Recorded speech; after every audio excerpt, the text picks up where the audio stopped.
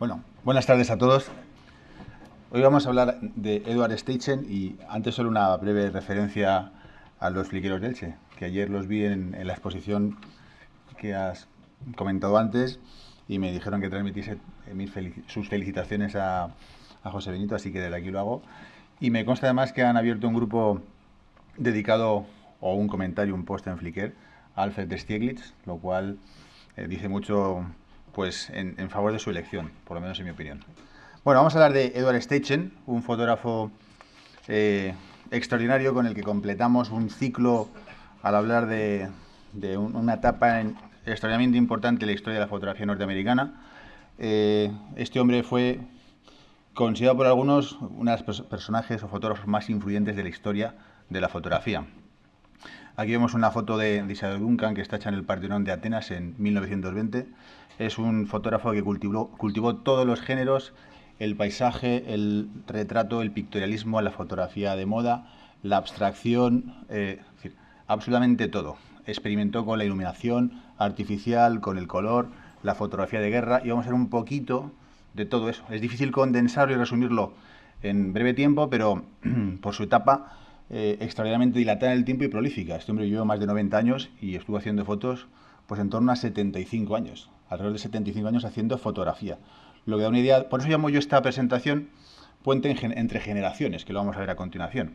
Él dice: sabía por supuesto que los árboles y las plantas tienen raíces, tallos, cortezas, ramas y follaje que crecen hacia arriba, hacia la luz. Sin embargo, me di cuenta que la auténtica magia era la luz en sí misma, algo de lo que ya hemos hablado aquí en repetidas ocasiones, la importancia de la luz, de entender la luz, como ha dicho José en alguna ocasión. Entender la luz, y además, haciendo un breve paréntesis, un breve inciso, él decía, cuando citaba a Ansel Adams, que él se encontraba las cosas, o decía Adams, parecía que estaban puestas por Dios. Yo digo que también en algunas ocasiones es ir con el San Benito de cara, que va Benito delante y entonces la cosa va mejor.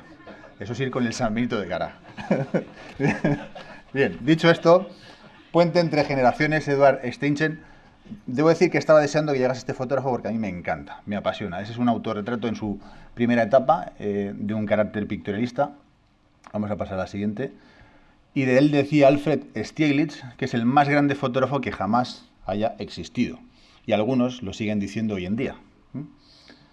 Bien, pasaremos un poco rápidamente por su cronología y algunas pinceladas, como hacemos siempre, sobre su vida y su obra, para teneros más en las fotografías, para contemplar las fotos y nos da algo más de tiempo. Nace en Luxemburgo en 1879 y emigra a los Estados Unidos, donde se establece en Connecticut.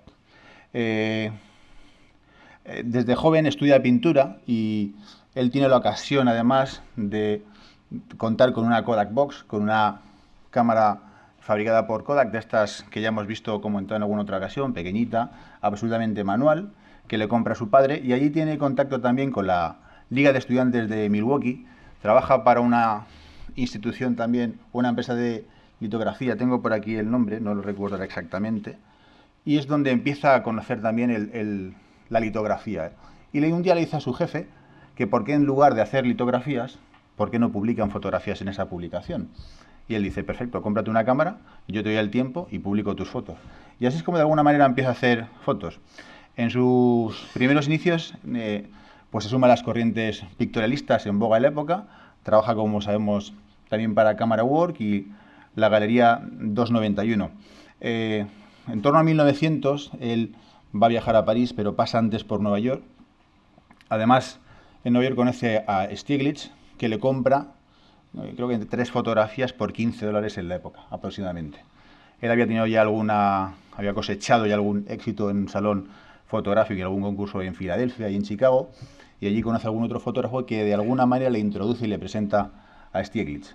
Fue colaborador asiduo en Camera Work. Comienza incluso a experimentar con la fotografía en color y veremos algunos ejemplos. Trabaja para Vanity Fair y Vogue, las dos famosas revistas de moda que hoy se siguen publicando y que sus portadas además son un referente en el ámbito de la fotografía de moda. Y en aquel entonces es uno de los fotógrafos más conocidos y con más prestigio y mejor pagados a nivel mundial. De hecho, entre las estrellas, entre los políticos, pues de alguna manera ocurría lo que ocurre con algunos fotógrafos de hoy en día. Todas las estrellas de Hollywood quieren ser fotografiadas hoy en día por Annie Leibovitz. y por Greg Corman, que es otro fotógrafo muy conocido. En aquel entonces todos querían ser stagenizados, es decir, fotografiados por este hombre, ¿no? Incluso hizo fotografías de guerra durante la Segunda Guerra Mundial y la Primera Guerra Mundial, y fue responsable de la sección de fotografía del MoMA, del Museo de Arte Moderno de Nueva York, donde además organizó la exposición fotográfica más importante de la historia, que veremos algo a continuación también. Camera Work, no nos vamos a hablar mucho de Camera Work, porque ya cuando hablamos de Stiglitz ya lo estuvimos viendo. Él diseña el logo, la tipografía, y es el fotógrafo que más fotografías aporta a la revista, ¿no?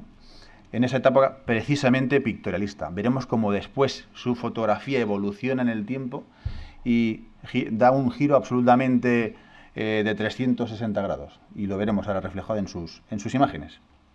Vamos a ver una selección de fotografías. Esa es una foto ya, pues, en torno a 1940, 1950, creo yo, en su estudio, como vemos además, con un estudio más complejo, con iluminación artificial.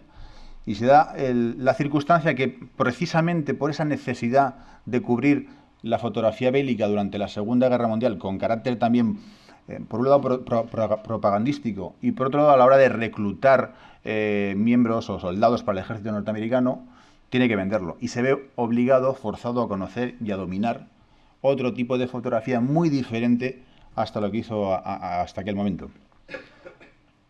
Su etapa pictorialista, tenemos un retrato suyo de 1903, él era pintor. El edificio Flatiron, o el Flatiron, que se llama así por tener forma de plancha, es el primer rascacielos de Nueva York y es un ejemplo de sus comienzos pictorialistas. Aquí es un fotógrafo muy joven que apenas tiene 25 o 26 años. Es casi un cuadro, una pintura, un dibujo. Puente en Brooklyn. El puente de Brooklyn, pues creo que se termina en 1890 aproximadamente.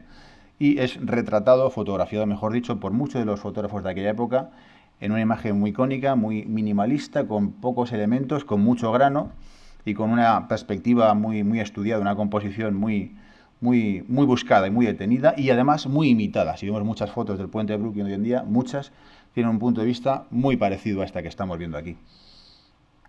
In Memoriam, una fotografía de 1903, él cuando viaja a París, además conoce a esta modelo, a esta muchacha que vemos aquí, no tengo el nombre por aquí, que además cuando regresa a Estados Unidos, ella parece ser que está enamorada y se suicida por amor. Y esta fotografía tiene ese nombre, In Memoriam, precisamente porque está dedicada a la modelo. En un retrato de corte muy pictorialista, podemos ver pinturas incluso de épocas o etapas precedentes, de una clara inspiración en pintores de la época, ¿no? Richard Strauss, un retrato con altos contrastes entre blancos y negros, con un rostro, con una expresión, un gesto, una mirada extraordinaria, es brutal. Tiene un impacto, una fuerza tremenda, con esa mirada, que incluso la ligera inclinación de la cabeza hacia abajo y el ceño fruncido. Bueno, pues francamente impactante. Teresa Duncan en la Acrópolis. Teresa Duncan es la hija de Isadora Duncan.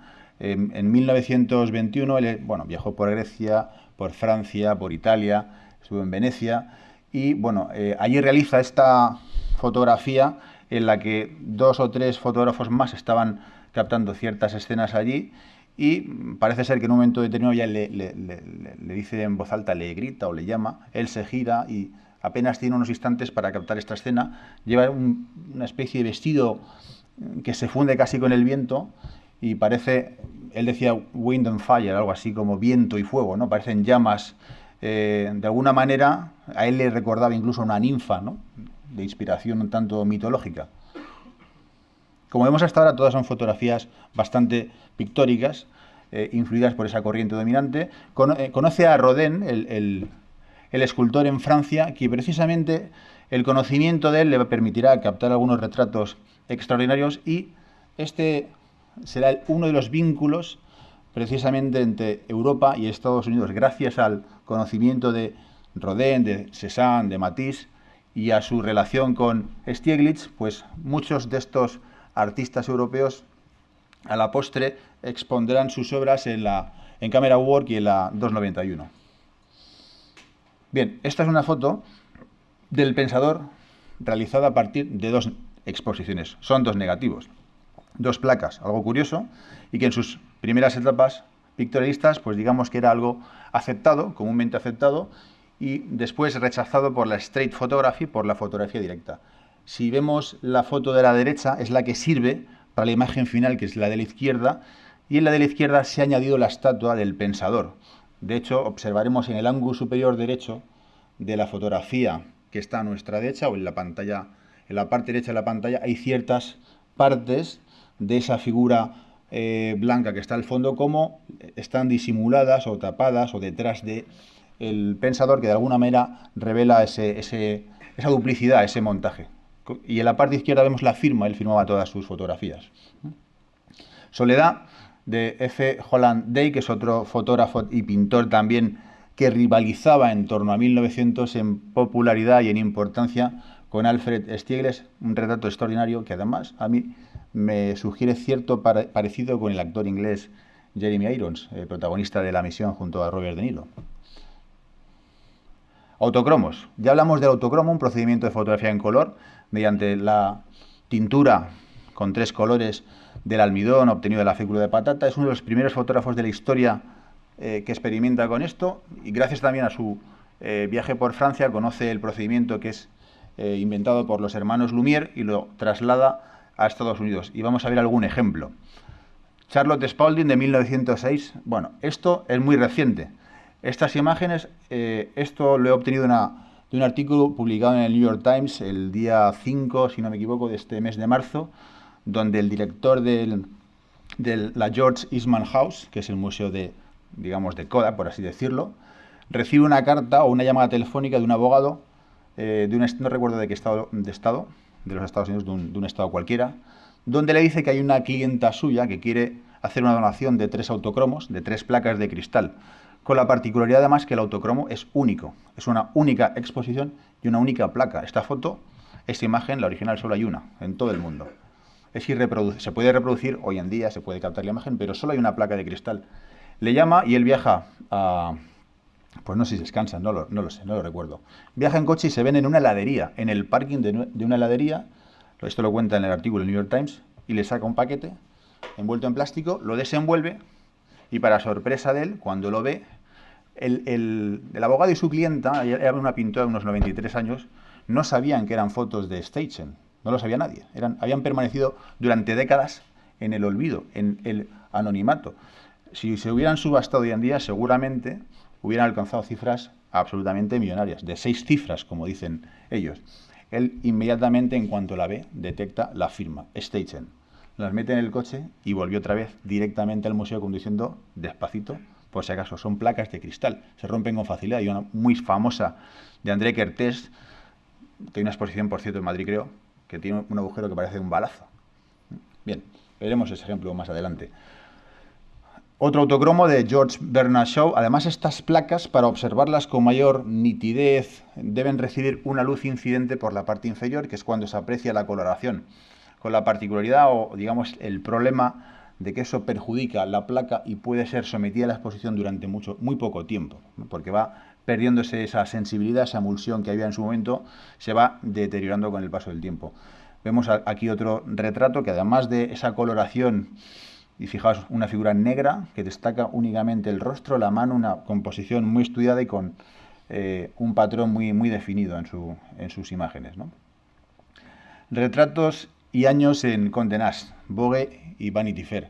Bueno, hemos dicho que era uno de los fotógrafos más buscados para que le hicieran retratos, desde Gary Cooper, Katharine Hepburn, en fin, una infinidad de actores, Winston Churchill, pintores de la época también. Y esta es una fotografía de una actriz, Mary Heberden, Gloria Swanson, Greta Garbo, en fin, irán saliendo más nombres conforme vaya acordando, ¿no? De 1935, esta fotografía además fue publicada en un libro que recoge sus años en Condé Nast. Condé Nast es la editorial que publica Vogue y Vanity Fair. Y bueno, este libro está a la venta hoy en día. La siguiente es una foto que a mí me fascina. Hizo fotografías de las artes escénicas y esta es de una compañía de baile de salón donde vemos, pues, fijaos el ángulo de 90 grados y la detención del movimiento sobre un fondo blanco. Vemos unas líneas rectas en el fondo. La dificultad en aquella época para captar esta fotografía, pues hoy en día difícilmente es imaginable, ¿no? Gary Cooper, en 1900, el galán de la época, y yo creo que es uno de sus mejores retratos, donde vemos aquí un Gary Cooper muy joven en 1930. Black Pearl, esto no lo he traducido, y Joan Crawford. Estas dos fotos tienen una razón de ser y lo vamos a ver a continuación. Ponlas primero. Aquí vemos básicamente blanco sobre negro, las siluetas destacadas sobre fondos blancos, vemos formas, vemos líneas geométricas, vemos las dos fotos de la izquierda como son dos imágenes distintas donde vemos cómo aprovecha ese piano para conducir la mirada del espectador de una imagen hacia otra. La pose, hasta este momento, hasta que este hombre empieza a hacer fotos de modelos y de este tipo, parecían muñecas, maniquís sin vida. Revoluciona la fotografía del arte de moda hasta tal punto que muchas de las que vemos hoy en día están inspiradas en este fotógrafo. Y algún ejemplo vamos a ver ahora otra fotografía más adelante. La de la derecha es Joan Crawford, Volantes, y fijaos en el rectángulo blanco sobre el que destaca la figura de la actriz. Otro rectángulo a la izquierda de color negro, es decir, vemos formas, vemos líneas geométricas, vemos un cubo, que es una especie de cojín probablemente, en la parte inferior de la izquierda. Es decir, yo veo aquí también probablemente influencias incluso cubistas de pintores, pues ya hablamos de Picasso y de otros que exponían. Y vemos la siguiente, que es uno de los cuadros más famosos de la historia, y me he permitido el atrevimiento de ponerlo. Arreglo en gris y negro, es la madre del artista de un pintor que se llama James Whistler. Es una de las fotos más famosas de la historia, de 1871. Este es un pintor que influyó notablemente en sus inicios como pintor, en sus comienzos. Él le admiraba. Y vemos precisamente ese fondo blanco sobre negro que me recuerda extraordinariamente a esa fotografía, a esas fotografías que hemos visto antes, especialmente la de Joan Crawford a la derecha. Fotografía publicitaria se reinventa. Pasando del pictorialismo, fijaos lo que hace. A la izquierda, unas fotos de unos encendedores Douglas. Esto es un anuncio publicitario, pero es verdaderamente arte. Es fascinante el dominio de la luz, la abstracción, esas formas circulares, las diagonales. Y la foto de la derecha, pues es una foto publicitaria para un anuncio de sandalias, en 1934. Y esto, pues, si hay algún fotógrafo de moda en la sala o nos está viendo, pues verá que es algo que hoy en día se sigue haciendo. Las piernas cruzadas, la delicadeza de la mano a la altura del tobillo, la pose de la pierna estirada de forma que parece que el pie constituye una diagonal que nos dirige la mirada instintivamente hacia arriba. Una pose como es muy, muy estudiada. Portadas de Vogue. Aquí vemos el propio Steichen en su estudio, en un autorretrato, donde le vemos a él y vemos el juego de sombras con la cámara de gran formato. Las primeras portadas, o la primera portada en color de Vogue de la historia, la hizo este hombre, y es la que vamos a ver a continuación en 1932. De esta modelo, que vemos, es decir, él se reinventa y se adapta a los tiempos. Y además él decía, fue criticado por eso, por ser un fotógrafo que se inicia con, digamos, con unas pretensiones artísticas y esto es algo más comercial. Fue el mejor fotógrafo pagado de la historia en aquel momento, pero él decía que se podía hacer arte de cualquier fotografía. Es más, cuando tiene que readaptarse o pasar por ese segundo periodo formativo, lo que hizo fue coger una taza y una taza y el vaso de la taza, perdón, el plato de la taza, y hacer miles de fotos, pero miles, de esa taza y de ese plato, hasta que obtenía los resultados, es decir, que él pretendía, y ya no lo volvió a hacer. Aprendió nuevamente a partir de ese procedimiento mecánico una y otra vez. Greta Garbo, en la revista Life, dicen que es el retrato definitivo de Greta Garbo, el que vamos a ver a continuación, en una pose además que vemos que hoy se repite. ¿Cuántos fotógrafos o cuántos retratos hemos visto de personas con esta pose sujetándose la cabeza en esta posición?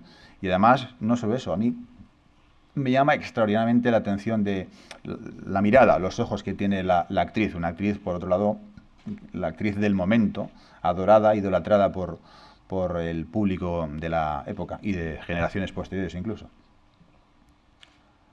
Bueno, otro paréntesis en su vida, este es el propio Steichen, fue teniente comandante, sí, en inglés, teniente comandante de la unidad de fotografía de la aviación de la Navy durante la Segunda Guerra Mundial, y esta es una fotografía de Victor Jorgensen en un portaaviones en 1943.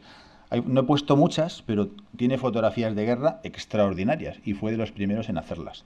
De aviones de kamikazes japoneses, de aviones de combate, de bombardeos. Y esta pues tiene muchas escenas dentro de portaaviones de este tipo, donde están los marineros y los soldados trabajando en distintas posturas. Y además incluso vemos ya una gran calidad, cómo se ha mejorado notablemente la definición de la técnica, de los equipos, de las placas, de todo, en definitiva. Este es un retrato de él. Road to Victory es una exposición que vamos a ver a continuación algún mural. Los primeros fotomurales en el MoMA, en el Museo de Arte Moderno, pues fueron obra de este fotógrafo que nos ocupa. Pasa a la siguiente. Aquí la complejidad en aquella época, hoy en día esto casi lo hemos resuelto. Hablaba antes nuestro compañero de los fotomurales en Ordesa, panorámicos. Imaginaos la dificultad de hacer esto. ¿Cómo hicieron esto? Preparaban las paredes o los paneles con un papel que adherían y después por secciones imprimían trozos de fotos de 1 metro, más o menos, y las unían y las retocaban después manualmente, una a una, para disimular todas las imperfecciones. Y finalmente era una especie de barniz para evitar esos reflejos producidos por la iluminación. Seguramente esto ha desaparecido por completo porque eso era irrecuperable. Después de despegarlas, pues no sería posible. Sin embargo, en la que vamos a continuación, esta se conserva. The Family of Man, la exposición más importante de la historia de la humanidad, declarado Patrimonio de la Humanidad por la UNESCO, la única exposición de fotografía. En 1955, creo que 68 o más de 200 fotógrafos, 68 países, unos 3 millones de fotografías que se hicieron para después una selección de apenas 500. Esta exposición tuvo en los 5 o 6 años que estuvo de periplo internacional, porque recorrió varios países, 9 millones de visitantes. 9 millones. Es algo impensable hoy en día. La sala donde se celebró la exposición, en el MoMA, viene a continuación una fotografía. Bueno, esto ya lo hemos comentado. Algunos de los fotógrafos en nómina, fijaos que lista de fotógrafos. Solo son algunos.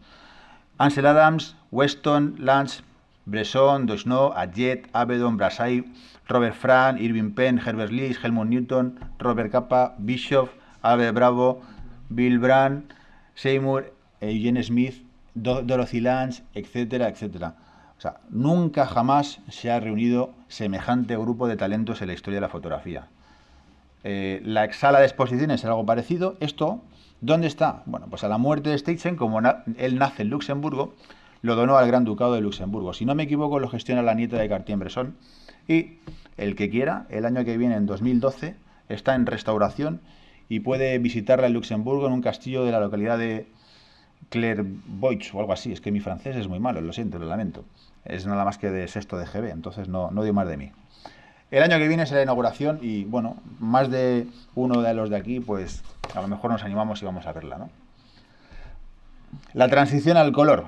Bueno, además, otra etapa, llega la fotografía en color y realiza portadas, algunos retratos para la revista Time y algunos otros experimentos. Fue incluso jardinero, fue horticultor. Este hombre se alquiló una finca en Francia y se dedicó a la jardinería y la horticultura. Y ese periodo, además, realizando fotografías de flores, de plantas, dice que son los que le permitieron esas abstracciones, ese estudio en detalle de la naturaleza, lo que le permitió también alcanzar mayor grado de desarrollo y de dominio en su técnica fotográfica, curiosamente. Algunos ejemplos de las fotografías que realizó en color. La de la derecha, hoy en día se reproduce en algunas libretas que se venden por ahí, pues en el Corte Inglés o en grandes almacenes. Yo la he visto. Entonces, pues, como vemos, esa foto es muy, muy reproducida hoy en día. Bueno, la charca a la luz de la luna, también este título de esta fotografía lo podemos encontrar como puesta de luna también. Es una goma bicromatada, una exposición que es la fotografía más cara de la historia hasta el 2006. Fue subastada por unos 2,9 millones, casi 3 millones de euros. La más cara de la historia hoy es de Andreas Gursky, una foto de un supermercado muy abstracta también, que alguno a lo mejor conoce. Pues hasta hace bien poco, esta era la más cara de la historia. Es una foto de un lago, un estanque cerca de Nueva York, y vemos la luna saliendo, eso es el reflejo de una charca, de un lago, una especie de reflejo en la parte izquierda de la fotografía, probablemente provocado pues, un flare por la irradiación de los rayos de la luna en la lente, y de un corte también muy pictorialista. Bien, esto también nos viene al pelo después de hablar de lo que hemos visto antes. Se comentaba hace un momento, y me voy a permitir retroceder en el tiempo, la utilización de los filtros o Photoshop para conseguir ciertas cosas. Fijaos lo que dice, cualquier otro artista comienza con un canvas en blanco. El trabajo del fotógrafo comienza con el producto terminado, algo que se ha dicho aquí hace un momento. Lo que no podemos conseguir con un filtro de Photoshop es que si la nube estaba en el cielo y yo he quemado la exposición, las he sobreexpuesto, esa nube luego no va a estar en mi foto. Y por mucho que aplique un degradado en Photoshop, la nube no va a estar. Y a menos que haga dos exposiciones y las funda, pero eso ya es lícito, es legítimo, dependerá de cada uno, ¿no? Para terminar, me gusta siempre acabar con un retrato. Este es Stagehand por Yusuf Karch en 1965. Fijaos, es apenas 8 años antes de su muerte. Estuvo haciendo fotografías prácticamente hasta el último instante de su muerte y decía que necesitaba 6 vidas más para hacer lo que él quería. Se le quedó corto y vivió casi 90 años, ¿no? O más de 90. La última fotografía que vamos a ver a continuación es de Martha Graham. Martha Graham es una bailarina de ballet clásico de la época que revolucionó la danza en Estados Unidos y que además fue fotografiada por muchos otros fotógrafos en distintas pues, actuaciones. Esta foto es de 1931 y la he dejado para el final porque a mí me encanta. La composición, la forma triangular, claro, esta mujer también sabía lo que hacía, era artista y seguramente ponía las cosas más fácil. Pero volvemos un poco y seguramente cuando lleguen las clases de composición, esas 4 lecciones, hablará de las formas básicas, de la línea, del triángulo, del círculo. Y aquí vemos 2 formas muy claramente establecidas. Una imagen con un perfil triangular y una especie de iluminación, un foco, una luz de carácter circular. Incluso si nos atrevemos a seguir analizando un poco la imagen, a mí me da la impresión de que hay una especie de cerradura por la que estamos mirando la fotografía. Es decir, esa circunferencia, si la continuamos hacia abajo, forma casi la cerradura donde introducimos una llave y nos estamos introduciendo, nos da también esa sensación incluso de lugar. Me estoy metiendo dentro de la escena, dentro de la fotografía. La he puesto para el final porque para mí es una fotografía fascinante. Y con esto por hoy hemos acabado y espero haber despertado la curiosidad por este gran fotógrafo. Gracias a todos.